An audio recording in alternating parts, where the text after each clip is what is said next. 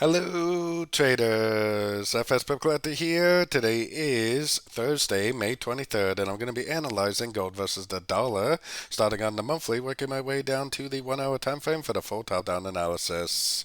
So on gold dollar, I definitely still think this right here is a 1-2, and I still think we're in a wave 3. Most likely place for a wave 3 to go is the 161% Fibonacci extension. So for now, I am definitely still pretty bullish. I still think there's a pretty good chance on this monthly time frame we're going to finish a wave 3, make a wave 4, and go up and make a wave 5, going at least minimum to the $2,550 area. So keeping that in mind, taking it down to the weekly time frame. On the weekly time frame, it does kind of look like that 3-4-5 shape right here, but I actually think it could be an irregular ABC correction to the uptrend. I still think this is very clearly a 1, a 2, and I still think we're in a wave 3. I think we're just looking at subdivisions of that wave 3 as of now. So taking it down to the daily time frame, one of the things that really sticks out to me is that this is 5 waves down. Still kind of makes you think that this could be a wave A, that this could be some sort of a wave B, and maybe it's actually going to go down before it actually goes up. Making a more proper looking ABC correction before it actually starts making its way up to that 2550 area. So taking it down to the 4 hour time frame. On the 4 hour time frame, this move definitely stretched out to the point where it is not an ABC anymore. I definitely would say that this is a 1, 2, 3 for sure. So most likely we are either in a 1, 2, 3 of A or a 1, 2, 3 of 1.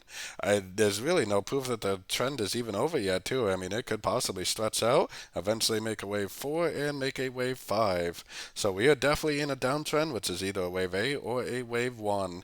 The strategy for a wave A and a wave 1 is exactly the same, which is looking for shorts on shorter time frames until we have the end of a trend signal, which we definitely do not have yet.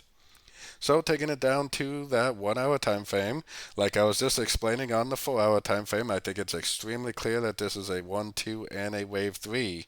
Until we actually get a break of structure to the upside, we don't even know that the wave 3 is over. I mean, it could always continue down. But if we do get a nice break of structure, let me go back one step like this. So if we do get a nice break of structure and hold above structure, then most likely it's a wave 4. Then most likely we would get another push down for a wave 5. And like I was saying, this is all a 1, 2, 3, 4, 5 of wave A or a 1, 2, 3, 4, 5 of wave 1. To me, it doesn't matter whether it's a wave A or whether it's a wave 1 because the trading strategy is exactly the same in either scenario. You would be looking for shorts on shorter time frames until you get the end of a trend signal for the wave 1 or the wave A. So don't forget to join my free Discord channel, which is linked down here in the corner. And don't forget to check out my membership program that gives you access to all the daily live analysis and trading sessions, where I cover every single pair on this list over here from top to bottom every single day for my members.